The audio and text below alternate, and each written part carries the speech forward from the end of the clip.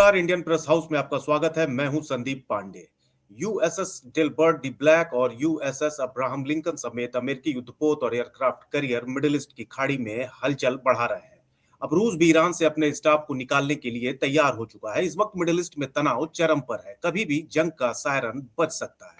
Iran और America के बीच बढ़ता ये तनाव सिर्फ दो देशों की दुश्मनी नहीं है, इसके पीछे छुपी हुई है न्यूक्लियर पॉलिटिक्स, तेल गैस के रिसोर्सेज पे कब्जा और न्यू वर्ल्ड ऑर्डर पे अपनी बादशाहत कायम करने की मंशा। सवाल ये है कि अगर ये जंग हुई तो इसकी आग कहां कहां तक फैलेगी और भारत इससे कितना अछूता रह पाएगा। इस वक्त दुनिया की सबसे बड़ी चिंता पर चर्चा करने के लिए मिडिल ईस्ट मामलों के एक्सपर्ट अशरफ जैदी साहब हमारे साथ मौजूद हैं। जैदी साहब मिडिल ईस्ट की धड़कती हर नब्ज पे बारीक नजर रखते हैं। तो जैदी साहब, सबसे पहले आपका बहुत बहुत स्वागत है इंडियन प्रेस हाउस में। शुक्रिया आपका, आपके दर्शकों का और इंडियन प्रेस हाउस का। मैं आभारी हूं कि आपने मुझे टाइम दिया। तो जैदी साहब, पहला सवाल सीधे शुरू करते हैं, दर्शकों का टाइम जो है खराब नहीं करते हैं। क्या ये मान लिया जाए कि अमेरिका और ईरान के बीच युद्ध का काउंटडाउन शुरू हो चुका है या अभी भी बातचीत की गुंजाइश बची हुई है? आने वाले चंद दिनों में क्या होने की संभावना दिख रही है आपको?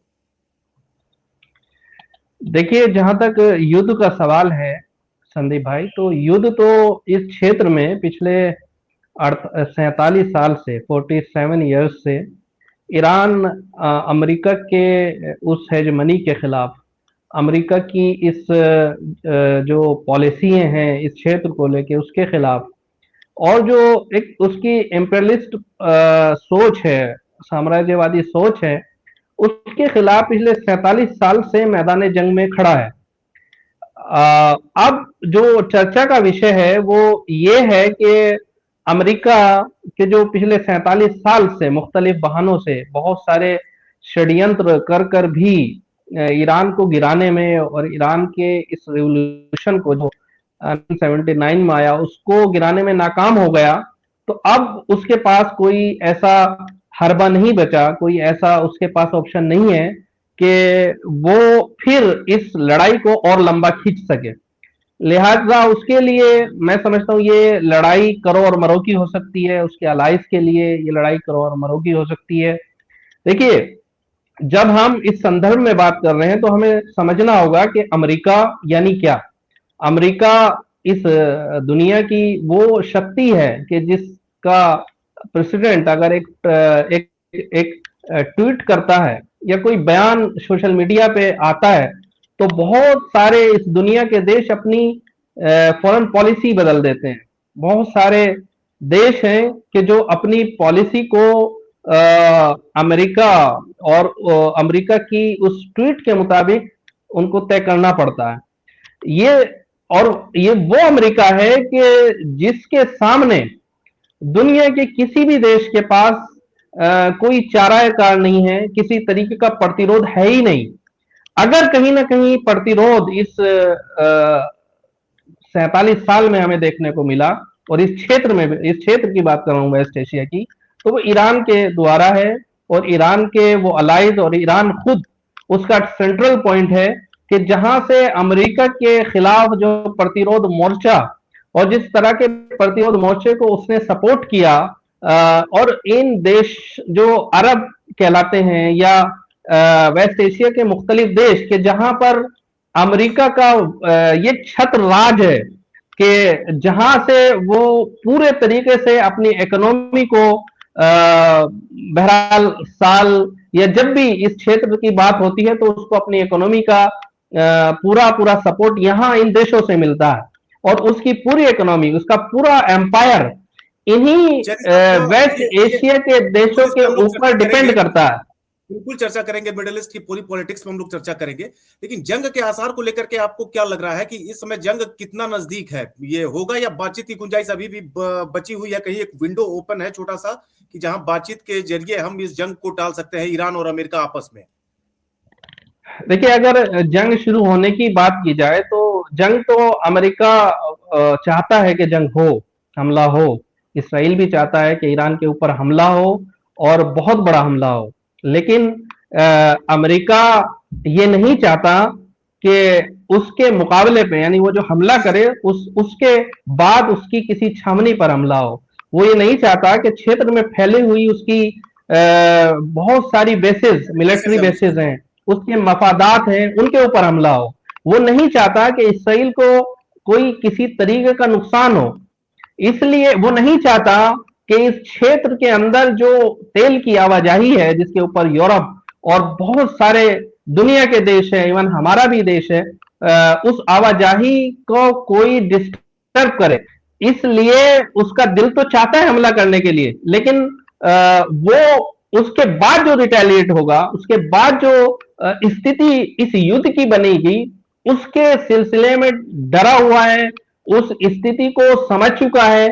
और इस चीज का ज्ञान उसको 12 दिन की जो जंग हुई, इजराइल के 12 साथ। दिवसीय जंग इसराइल और ईरान की हुई, उसमें वो जंग सिर्फ इसराइल की नहीं थी, मैं कहता हूं उसमें अमेरिका डायरेक्ट इन्वॉल्व था। उसने वो देखा कि रिएक्शन जो है ईरान का वो बहुत घातक है, बहुत ज्यादा पावरफुल है, और उनकी जो आकलन है उनके बरखिलाफ ईरान 6 या उससे ज्यादा डिफेंस सिस्टम को तोड़ते हुए इसराइल के वो टारगेट कर रहा है। या जो उदैद एयरबेस के ऊपर, कतर के ऊपर ईरान ने हमला किया। मैं समझता हूं, देखिए, जब मैं अमेरिका की पावर की बात कर रहा हूं, ये सिर्फ दो देशों की लड़ाई की बात नहीं है। ये युद्ध जब होगा, अगर होगा, तो अमेरिका और ईरान खाली नहीं है। ये युद्ध अगर ईरान के साथ शुरू होता है तो इसके पीछे बहुत बड़ी शक्तियां हैं कि जो ईरान के खिलाफ मुसलसल अमेरिका का साथ दे रही हैं। तो ईरान ये भी जानता है, ईरान का मुकाबला सिर्फ अमेरिका नाम के किसी देश से नहीं है, बल्कि उन तमाम तर शक्तियों से है कि जिनको अमेरिका के उस एम्पायर ने अपना गुलाम बनाया है, चाहे वो क्षेत्र की शक्तियां हो या यूरोपीय देश हो। जैरी साहब, ये बताइए, ईरान और अमेरिका के बीच में जो ये विवाद चल रहा है, इसके बीच में असली जड़ क्या है? क्या ये ईरान को न्यूक्लियर पावर से बनने से रोकने की एक कोशिश है, या फिर गैस और पेट्रोल रिसोर्सेज पे अपनी बादशाहत कायम करने की जंग है, या ईरान के जरिए चीन और रूस को एक मैसेज देने की का प्रयास कर रहा है अमेरिका इस वक्त? ये आखिर इनके बुनियाद में, इन दोनों देशों के जो बीच में रंजिश है, उसकी बुनियाद में है क्या, कारण क्या है? देखिए संदीप भाई, ये इसके बहुत सारे वजह हो सकती हैं, बहुत सारे रीजंस हो सकते हैं। सबसे बड़ा रीजन तो ये है कि ईरान का जो रेवोल्यूशन है जो 1979 में आया, उससे पहले तक ईरान ऐसा देश था कि जो के अमेरिका के लिए इस रीजन के अंदर उसकी बादशाहत कायम करने का जरिया था। उसका जो वहां का जो बादशाह था, रजा शाह पहलवी, अमेरिका के तमाम तर मफादात और तमाम तर उसके जितने भी रीजन के अंदर मफादात हैं, उनकी सिक्योरिटी का जिम्मा ईरान के उस बादशाह के ऊपर था। वो वहां से पब्लिक के द्वारा भगाया गया। इमाम खुमैनी की लीडरशिप में एक बड़ा इनकलाब के जिसके अंदर 95% लोग शामिल हुए। उन्होंने एक मेमोरेंडम के जरिए वहां पे जमहूरियत इस्लामी ईरान के नाम से अपने इस इनकलाब को कामयाबी तक पहुंचाया।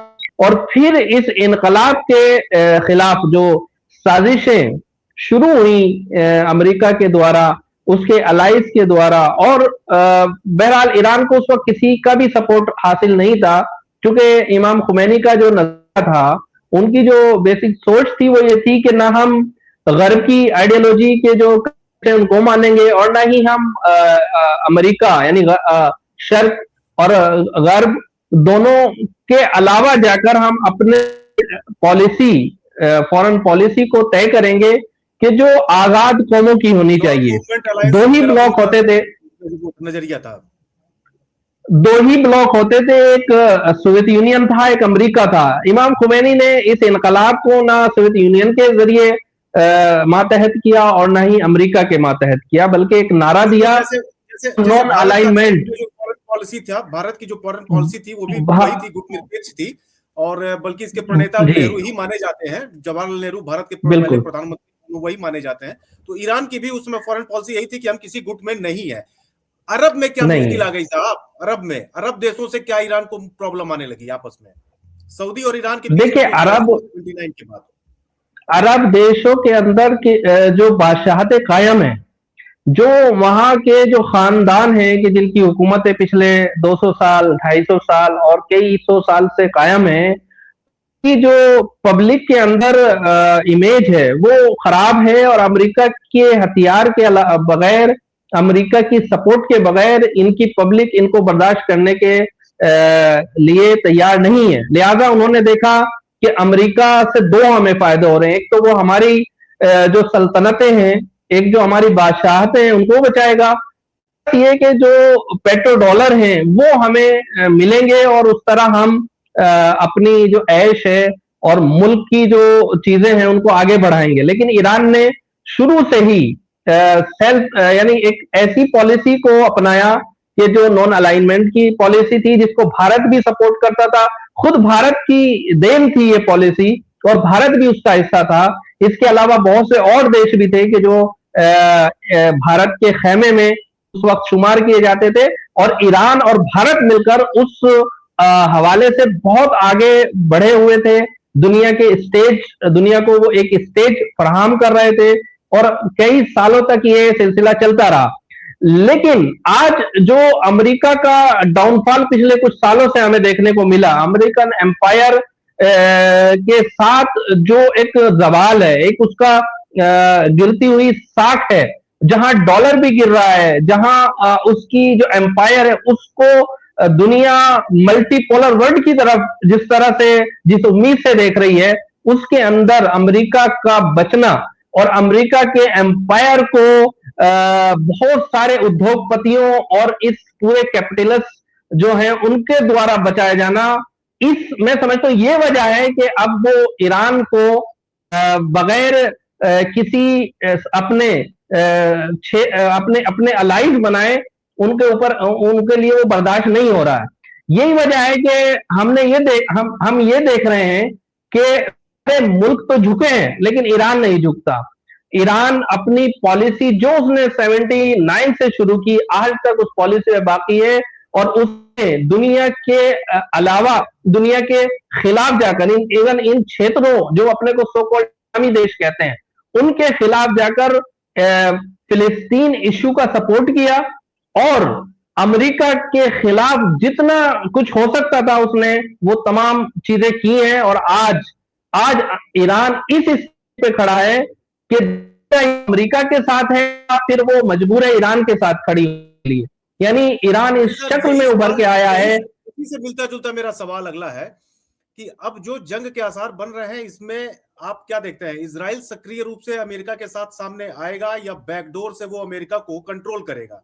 ये सवाल इसलिए भी महत्वपूर्ण हो जाता है कि कमोबेश पहली बार एक ऐसा समय है जब अमेरिका में एक सवाल उठ रहा है कि अमेरिका की जो सोच है, जो सरकार की, कांग्रेस की, विपक्ष कांग्रेस की जो सोच है, जो थ्योरीज हैं, नीतियां हैं, उसको भी इजराइल बैकडोर से कंट्रोल कर रहा है। और इसके पीछे न सिर्फ एपस्टीन फाइल है, बल्कि एपस्टीन फाइल जैसे और भी कई सारे जरिया हैं जिनके जरिए इजराइल अब अमेरिका को अपने हिसाब से हाँक रहा है और अपने हिसाब से उसको जहां चाह रहा है वहां उस रणनीतियां बनवा रहा है।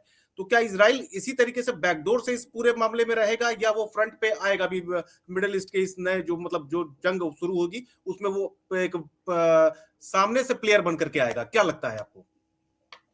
देखिए संदीप भाई, जहां तक इसराइल और अमेरिका का क्वेश्चन है, उनके रिलेशन का आपस में क्वेश्चन है, उसको वो उनके जो रिलेशन है उनको दुनिया जानती है।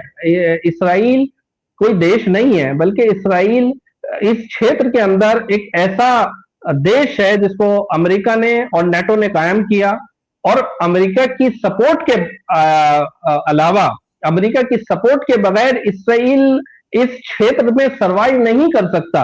ये दुनिया जानती है, समझती है, और जो अमेरिकन एलाइज हैं, अमेरिका के जो खाड़ी के अंदर मौजूद उसके एलाइज हैं, उनके ऊपर भी ये जिम्मेदारी अमेरिका ने सौंपी हुई कि वो इसराइल की हिफाजत करें, इसराइल को सिक्योर करें। ईरान इस संत में उनके लिए सबसे बड़ा खतरा है, और अगर कोई ये कहता है कि अमेरिका कुछ और चाहता है और इसराइल कुछ और चाहता है, तो मैं तो वो उसको पूरी स्थिति का और दुनिया के अंदर चलने वाली पॉलिटिक्स से बहुत ज्यादा वाकफियत नहीं है, वो नादान है।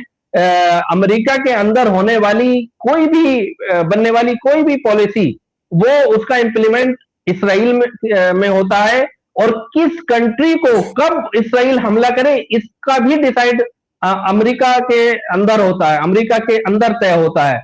ये देखिए, तो इसराइल है, उसने 2 सालों से ज्यादा जो फिलिस्तीन के ऊपर निहत्थे बच्चों का कत्ल किया है, वहां की औरतों को वहां का जो खंडर में तब्दील किया है उस छोटे से हिस्से को, और अलबत्ता अभी तक कामयाब नजर नहीं आ रहा है। इसके अंदर सिर्फ इसराइल की फोर्सेस, इसराइल की जंग नहीं थी, ये उन गजा के बेसहारा अवाम के खिलाफ, वहां के बच्चों के खिलाफ, वहां के बच्चों मारने में अमेरिका डायरेक्ट इन्वॉल्व था। अमेरिका के असलहे, अमेरिका के सिक्योरिटी एडवाइजर्स और नाटो ममालिक के बहुत सारे जंगी तैयारे इसराइल के ऊपर, इसराइल के जो बेसेस हैं, मिलिट्री बेसेस हैं, उनके ऊपर से उड़ते थे और गजा के अंदर वो बम्बार्मेंट करते थे। ये सबने देखा है। अब मसला यही है कि ईरान उस कॉज को सपोर्ट करता है कि जो लोगों की कॉज है, जो इस क्षेत्र के लोग चाहते हैं, उस चाहत का जो नुमाइंदा है, उस विचारधारा का जो नुमाइंदा है और नुमाइंदगी करता है, वो ईरान है। इसीलिए अमेरिका जानता है। ये बताइए, पिछले 80 साल के अंदर वो कौन सा देश है कि जिसने अमेरिका की इस क्षेत्र में फैली हुई किसी बेस को टारगेट किया हो? इसराइल के ऊपर अगर किसी मुल्क ने, किसी देश ने जवाबी कार्रवाई की है तो अकेला ईरान है। इस अमेरिका के अड्डों के ऊपर अगर किसी ने मारा है, नाटो के अड्डों को अगर किसी ने टारगेट किया है, वो इस 80 साल की तारीख में सिर्फ ईरान है कि जिसने ये काम कर पाया है। लिहाजा ये जो बेचैनियां हैं दुनिया में, ये जो खबरें हैं, ये ऐसे ही नहीं है, बल्कि अगर अमेरिका चाहे तो उसने जब चाहा उस मुल्क को बर्बाद कर दिया। मतलब उसने लीबिया को बर्बाद किया, उसने सीरिया को बर्बाद किया, उसने अफगानिस्तान और इराक को बर्बाद किया। ये ईरान में ऐसा क्या है कि जिसकी वजह से आज इतने साल हो गए, इतने महीने हो गए, रोजाना खबर आती है कि आज रात हमला होगा, 1 घंटे बाद हमला होगा, फला दिन हमला होगा, और वो डेडलाइनें जो अमेरिकी सदर और अमेरिकी राष्ट्रपति द्वारा दी जाती हैं वो गुजरती जा रही हैं और दुनिया को इन्होंने उलझाया हुआ है। देखिए, ईरान मुतमईन है, ईरान को पता है कि हमला हो भी सकता है, और लेकिन ईरान की जो तैयारी है, ईरान की जो आमादगी है, वो दुनिया को और अमेरिका को परेशान कर रही है कि इस आमादगी के साथ ईरान के ऊपर हमला, वो हमारा एम्पायर जो पिछले 100 साल से दुनिया के ऊपर कायम है, वो बहुत जल्द खत्म हो जाएगा, और उसके एक न्यू वर्ल्ड ऑर्डर वजूद में आएगा कि जहां पे जो आजाद पॉलिसी रखने वाले देश हैं उनका बोलबाला होगा। और इसके अंदर बहुत सारे देश शामिल हैं कि जो ये नहीं चाहते कि ईरान गिरे। ये ठीक है, पढ़ने को कम मिलेगा। ईरान से जुड़ा हुआ ही एक सवाल मैं आपसे पूछने वाला हूं। अयतुल्ला अली खामेनेई साहब की क्या शख्सियत है कि अमेरिकी राष्ट्रपति रहे Ronald Reagan, senior Bush, Bill Clinton, Bush junior, Joe Biden और अब ट्रंप, इतने सारे अमेरिकी राष्ट्रपति आए 79 के बाद से अमेरिका में, और 79 से अमेरिका और ईरान के बीच में लगातार विवाद चल रहा है, टकराव कभी तेज कभी धीरे, लेकिन कभी रुका नहीं। लेकिन खामेनेई साहब जब से सत्ता में आए हैं तब से खामेनेई साहब बने हुए हैं। अमेरिका की ने बहुत कोशिशें की, क्या कारण आपको दिखता है? मतलब ये मुझे थोड़ा ईरान के अंदर का माहौल बताइए कि ईरान में खामेनेई साहब को लेकर के किस तरीके से लोगों के बीच में क्या एक भाव होता है। और अभी हम लोगों ने देखा भी कि ईरान में प्रोटेस्ट हो रहा था, उस प्रोटेस्ट को किस तरीके से मैनेज किया गया, हालांकि उसमें बहुत सारे आरोप लगे, बहुत सारे हत्याओं की बातें भी सामने आई। तो इस पूरे सिचुएशन को जरा आप हमको डिकोड करिए कि ईरान में इस समय क्या माहौल है, क्या खामेनेई साहब की पकड़ ईरान पे अभी भी वैसे ही बनी हुई है जैसी इस पूरे विवाद के शुरू होने से पहले बनी हुई थी? संदीप भाई, इस संदर्भ में मैं कहना चाहूंगा कि ईरान के बारे में और आयतुल्ला सैयद अली खामेनेई के बारे में ये कहना कि वो सत्ता में बने हुए हैं और अमेरिकन बहुत सारे राष्ट्रपति आए और चले गए, उनकी सत्ता को नहीं गिरा पाए। देखिए, ईरान के अंदर जो पब्लिक ओपिनियन है, पब्लिक की जो एक विचारधारा है, वो खामेनेई साहब को लेके इस तरह की नहीं है जैसे दुनिया में वेस्टर्न मीडिया ने कायम की है, उनको उनकी छवि बनाई है। ये सत्ता का कॉन्सेप्ट उनके साथ वहां बिल्कुल नहीं जुड़ता। जलाती हुई जो फोटो आई अभी प्रोटेस्ट के दौरान, तमाम फोटोज इस तरह की आई कि लड़कियां सिगरेट जला रही हैं खामेनेई साहब की तस्वीर, जलती हुई तस्वीर से, वो बहुत ज्यादा एक मैसेज गया कि शायद पूरे ईरान में प्रोटेस्ट हो रहा है सत्ता के अगेंस्ट। मैं वही बात कहना चाह रहा था। देखिए, जी जी, वो फोटो वेस्टर्न मीडिया की जो प्रोपेगेंडा मशीनरी है उसने खूब चलाई, लेकिन उसका इन इन प्रोटेस्ट से कोई रब्त नहीं था, कोई कनेक्शन नहीं था। वो 2022 की एक फोटो थी जो फ्रांस की एक लेडी की थी कि जिसने वहां पर ये काम किया था। बहरहाल उसको बाद में कंडम किया गया, उसकी जो जांच पड़ताल हुई तो ये नजर आया था। मैं कह रहा हूं कि खामनेई साहब का जो मकाम है, उनकी जो मंजिलत है, उनका जो वक़ार है ईरान की जनता के बीच में, वो सिर्फ एक सत्ताधारी नेता का नहीं है, वो वहां की अवाम के दिल की धड़कन है। और मैं आपको बताऊं कि आयतुल्लाह खामनेई का जो पद है, उनकी जो उपाधि है, उसको अगर आप सही से देखें, उसको पढ़ें, उसके बारे में डिटेल जानने की कोशिश करेंगे, तो ईरान की आवाम ही नहीं बल्कि दुनिया के किसी भी मुल्क में रहने वाला कोई शिया और कोई हक तलब इंसान के जिसको एंटी इंपेलिस्ट और एंटी जायनिस्ट और यानी साम्राज्यवादी साम्राज्यवादियों के खिलाफ सोच रखने वाला आदमी है, वो अपना आइडियल मानता है। उनको वो एक स्पिरिचुअल लीडर है, वो सत्ता के गलियारों में जरूर है, लेकिन उसके अलावा जो उनकी पर्सनालिटी है, उनकी जो इमेज है, वो एक स्पिरिचुअल लीडर की है। वो एक आयतुल्लाह है, वली फकी है। और वली फकी मैं इसलिए कह रहा हूं कि अगर उनकी इस शख्सियत को जानना है तो जो वली फकी का एक कॉन्सेप्ट है शिया समाज के अंदर, शिया थायोलॉजी के अंदर, शिया आइडियोलॉजी के अंदर, अगर वो कोई समझ जाए तो फिर वो उनको सत्ताधारी नहीं कहेगा, फिर वो ये नहीं कहेगा कि उनकी सत्ता कब जा रही है और वो कितने साल से सत्ता में है। इस तरह का कोई कॉन्सेप्ट ईरान में नहीं है। हाँ, बहुत सारे लोग हैं जो अमेरिका और अमेरिकन दिमाग, मेरा वेस्टर्न कल्चर से प्रभावित हैं, अमेरिकन कल्चर से प्रभावित हैं, वो हमेशा से ईरान में रहे हैं। उनके यहाँ पे वो ये सोचते हैं कि अगर खामनेई हट जाए, खामनेई इस ये जो अमेरिका की ईरान की जो सरपरस्ती है, इससे खामनेई साहब हट जाए तो आसानी से अमेरिकन एजेंडे को लागू कर सकते हैं इस देश में, अमेरिका की पॉलिसीज को लागू कर सकते हैं।